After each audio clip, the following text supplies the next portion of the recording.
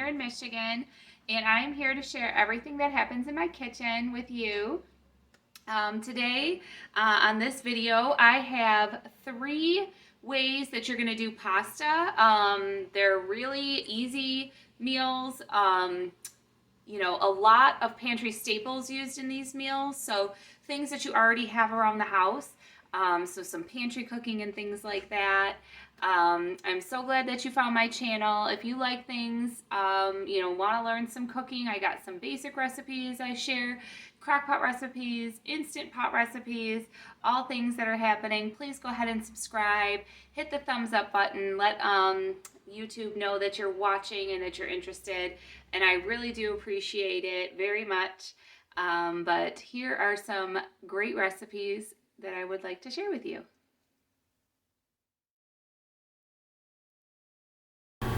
Here I have a basic spaghetti recipe for you.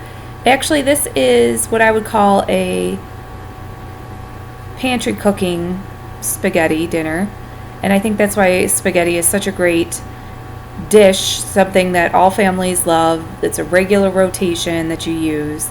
So I just put a little bit of olive oil in there, and I have 2 hot sausages. They were from a previous soup recipe I had done that were left over. So I kept those in the fridge. This is just a couple days later, and I had known that I was going to need to use them up. I was not sure what I was going to do with them, but I put them in the fridge. And spaghetti is just perfect for sausage, if you have any ground pork, any kind of sausage. Even breakfast sausage actually works really well with a pasta sauce marinara sauce flavoring. I had a little bit of a leftover red onion as well. When I only use a half an onion, I like to put the other half in the fridge.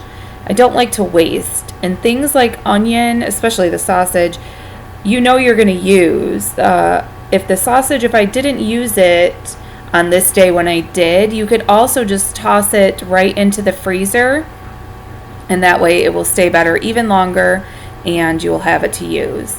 So I am going to just brown up my sausage with some onion and see what you have. Do you like bell peppers in your fridge? You can use them up.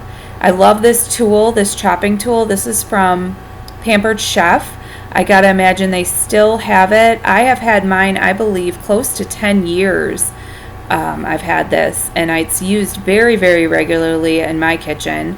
It's a really great tool. I use it often, so very, sturdy. It works really, really well, the Pampered Chef one. Very good quality. So yeah, find what you have and use it up, and this will be a great idea for your family. There are amazing, really good recipes for making pasta sauce, all different types. Very traditional, where you have sausage and meatballs, to marinaras, things like that. But what's great about it is you can think of all those good Italian flavors and just use up what you have in your pantry. That way it gets used, you're not having any waste, and it's still something your family is really going to enjoy, really going to like. So first you're going to brown everything up. You always want to brown up your meats with your onion first. I will end up, because this is pasta sauce, put some garlic in it.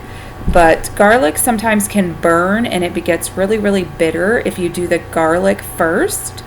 So start with your onions and your meats. If you had peppers, you could use bell peppers of any kind. Any color would be good in this. Zucchini, other vegetables that you might have. So here I'm going to put a really hefty tablespoon of this jarred garlic. The jar of garlic is a little bit more mild, so you can use a little bit more, in my opinion, to my household's liking. So that's what I did there. Then you're going to get your sauce. This Classico tomato basil was a delicious sauce. Really, really good. Very flavorful. Definitely will purchase again. I got a 3-pack from Sam's Club. We haven't used them all yet, but definitely recommend this sauce. I compared it to the Rayo's. One thing I specifically was looking for, it had no added sugar, just the same as Rayo's. So I was really, really pleased to see that. They weren't adding a bunch of sugar. A lot of times that's why we like things, is because there's a lot of sugar. So you pop your lid on that, let it go. I cooked up the noodles. I like to mix mine together. I know that some people put the sauce over the noodles, but I really like the noodles to soak up all that delicious sauce. So I'm going to plate it up. I did do a quick little side dish. I did broccoli, and I just did the steam in the bag broccoli florets. Nice and easy. Just going to put a little bit of Parmesan cheese over everything and butter on my broccoli, and that is all.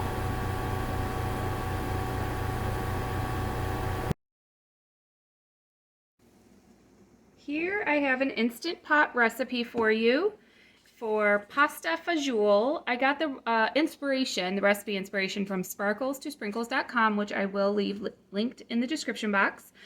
And I'm going to go through, I definitely made this a pantry cooking meal because I have a lot of substitutions, to say the least. So the first thing that you do is in your Instant Pot, if you have the saute function, you're going to use that. I don't, so I'm going to just do it in the pan, is 1 pound. It calls for ground beef. And I did not have ground beef, so what I have here is ground chicken that I have sauteed up. Use what you have. If you have sausage is great, chicken or turkey is great. So my little couple tricks, because this is not your typical color of ground chicken, I do a couple things to zhuzh it up. The first thing I do is I add paprika, maybe a teaspoon to 1 pound, and that gives it that other coloring, especially in a soup. That really stark white chicken could look maybe not right. And then for the seasoning, I like to use some sort of burger seasoning or, steak seasoning. Same thing, maybe just a teaspoon. It doesn't need a whole lot. And then a teaspoon of this Worcestershire sauce. Kind of gives it that more beefy flavor for a dish that really calls for a beef flavor. So that's my first substitution. And then it calls for 2 cups of carrots and 1 onion chopped. So I'm going to put those in because I did have those items. It called also for celery, which I did not have, so I am just going to leave it out. You know, celery does leave a little bit of extra flavor, but, celery is pretty easy one to leave out. It is not a very strong flavor. This recipe that I'm using as inspiration, hers called for bell peppers, which this was the only one that did call for bell peppers. And I've had pasta fagioli before. This soup, it's beans and noodle soup, and I've never had bell pepper in it, so I opted to leave it out. You need 3 cups of beef broth. I had beef bouillon cubes, so I warmed up the water with the bouillon cubes for about 5 minutes in the microwave. Because you're doing the Instant Pot, it doesn't have the long time to dissolve. If you're doing this in a crock pot, you can just throw the whole bouillon cubes. It'll have all day to dissolve. It calls for 1 cup of tomato sauce. This would be really close to 2 cups. This is 15 ounces. I'm just going to do the whole thing. When I read some of the reviews, people said it needed a little extra liquid anyway, so I'd rather use the tomatoes. 1 can, 15 ounce of kidney beans. And that's all her recipe called for, but lots of them call for some other kind of white beans, so I just decided to do that. 1 15-ounce can of cannellini beans. Some got stuck, so I can dig them out.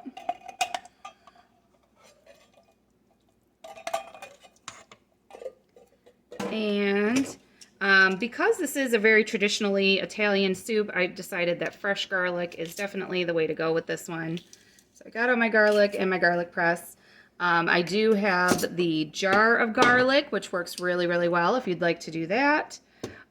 Or if you're really in a pinch, and again, you're using your pantry, using what you have, and if it has to be garlic powder, that would be okay too. I would say that I would probably do like 2 teaspoons if I was doing garlic powder. So I would call this 4 cloves. One of those cloves of garlic was really, really large. Move this closer so you can see. And so there was quite a bit of prep work, but this is coming together so fast in the Instant Pot. Of course, you had to chop your carrots and get the beef ready. And then it calls for 1 cup of pasta. I did happen to have this in my cupboard. I think it's pronounced ditalini pasta. But you would want a small shortcut pasta. If you didn't have that, take whatever pasta you have and, you know, put it in a big Ziploc bag and just use a rolling pin, anything like that, and crack it up into smaller pieces so that it would be able to cook at, you know, a faster time. And I've seen people use a larger mastacholi type pasta, which is fine. It just doesn't eat as well as a soup. That small noodle will just fit on your spoon better as a soup. But, you know, we're all homemade chefs over here, so do it the way you do it. So let me show you. Every Instant Pot has some sort of rubber ring and seal, and make sure mine fits like this. It's this whole piece that comes out of this piece. And I always am in the habit of pressing it down and doing an extra press down and making sure it's pressed down. If not, it will not cook. And I've had that happen to me. Don't let it happen to you. Waste a whole meal, or at least then you got to recook it. And then there's a venting and sealing. When you're using the actual Instant Pot function, it's sealing. There's some ones that have like slow cooker functions and other things that you'd use venting. But this one is going to be a sealing.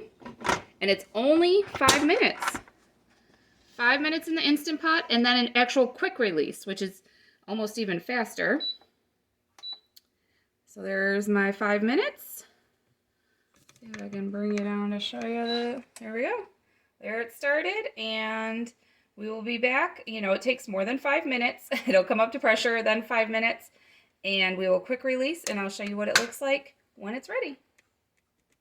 So the Instant Pot finished after the 5 minutes. I did the quick release, and I should be able to open my lid now. Still going to be some steam, so open it away from your face. I forgot to put in my Italian seasoning into the soup. So what I'm going to do is put it in now and then still let it simmer together for a little bit. When you have dried seasonings, they need a couple minutes in the hot broth in order to really get their flavors all together and everything. So I've just poured in about probably just a teaspoon. I'm going to do 2 teaspoons, I would say, of Italian seasoning. But yes, everything looks really, really good. You see how the noodles, you know, got bigger, so it's more of a little bit thicker of a soup. Oh, the smell is amazing. A great garlic smell. This would be great, you know, if you have some crusty bread or anything. I do have some leftover yeast rolls is what we're going to eat with this. But like I said, I'm going to just set the lid on and let that Italian seasoning work its mix in there a little bit. I'm going to take just a taster bite for everybody, let you know what I think. And as those Italian seasoning, whew, that part was hot still. Make sure you use the handle. That Italian seasoning will continue to flavor your soup, but this will give me a taste of everything.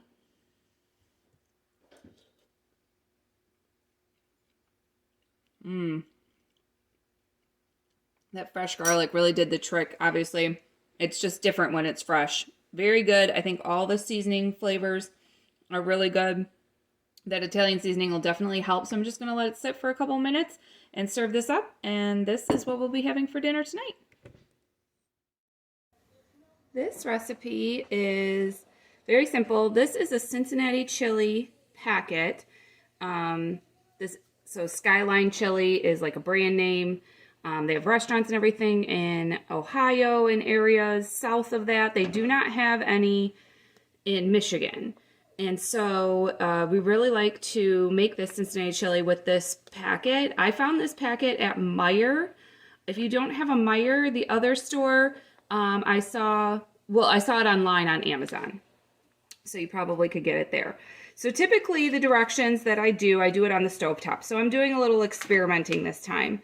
You need 1.5 to 2 pounds of ground beef. I'm going to use 2. And you do not, this recipe is unusual because you do not brown the beef. It's going to cook slowly in the pot. So I think it'll work fine cooking slowly in a crock pot. So you need 2 pounds of ground beef. You need your packet of seasonings, 6 ounces of tomato paste, and 6 cups of water. This is 3 cups. I'll put 6 more cups in. And you put everything together.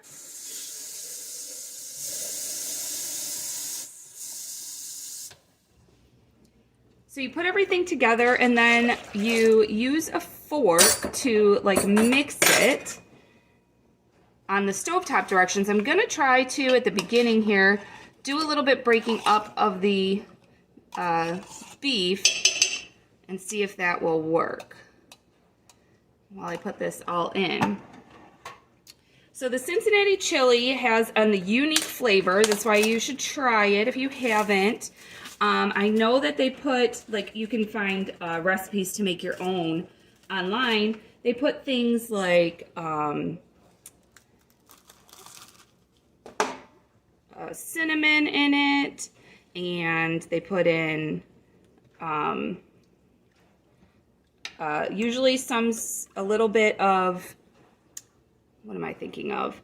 The cocoa powder, a little bit of cocoa powder. Oh yeah, this is working out good. Okay, that's breaking up just fine.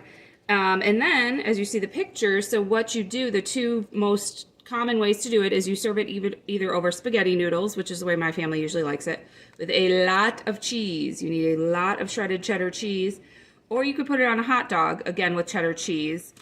And then the famous way to say it, is a 3-way, a 4-way, there might be even a 5-way, and that means, it's on the back of the package even. So a 2-way is just the chili, spaghetti and chili. 3-way is you add the cheese. A 4-way you add the onions, and then a 5-way you add, I think, some beans. Yes, beans. So that's the way. We don't usually like the beans. I think we all usually just do the 4-way, because I will chop up some onion and put it on there as well. But this looks like it's going to work in the crock pot really well. So I'm just going to get this all stirred up. I'm just going to put this, I think I'm going to put it on low because it's going to be a good amount of hours because I am on my way to work. So since it'll be at least 6 hours, I'll do it on low. When you do it on the stove, you kind of are on, more like a higher heat. Always the stove is much warmer than the crock pot. And that takes about 2 hours. So if you're at home, you probably could do 2 hours on high in your crock pot. But I am going to do it on low because I've got so many more hours it will be in here. And I think this is going to work. This looks right. So I will bring you back and show you how it turns out. Hello, people. Okay, so here we are. It has been a few hours. So the first thing I'll notice, compared to when you make this on the stove, the difference is it's usually, it's going to be soupy. It is always pretty thin and soupy, but this is a little bit even more. So if you really wanted to take the extra time, you could put it in a pot at this point and boil it because that gets, the liquid off of it. I'm just going to use the ladle and try to not get as much liquid. So we're going to do it, I guess this is going to be considered a 3-way. We have our spaghetti. It's traditional to have the long spaghetti noodles. Let's put that down first.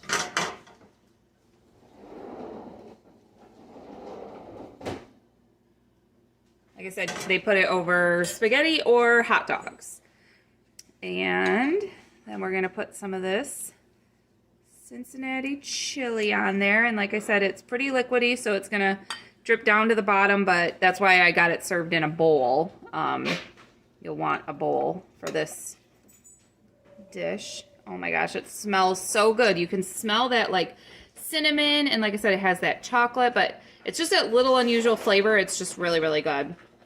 And then the tradition is to serve it with some shredded cheddar cheese. Make sure you have lots of cheese if you're serving it the traditional way. You practically are going to use like a whole cup of cheese. This is the way they serve it at the restaurant. So I'm going to go ahead and load it up. There you go. Homemade, semi-homemade Cincinnati chili from a packet. So that's what I have for you. Thank you so much for watching. Please go ahead and subscribe if you're not already subscribed. And I will see you next time. Bye.